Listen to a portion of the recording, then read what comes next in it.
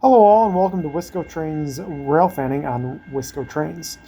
I'd like to take you all back to August of 2024. I was out for a run on College Avenue in Appleton when I heard the gates go down and decided I would catch what I assumed would be train A447, a northbound freight that comes from Gary, Indiana and heads to Green Bay, Wisconsin. Unbeknownst to me, before seeing the power, I would get to see a quartet of all EMD power pulling this train today.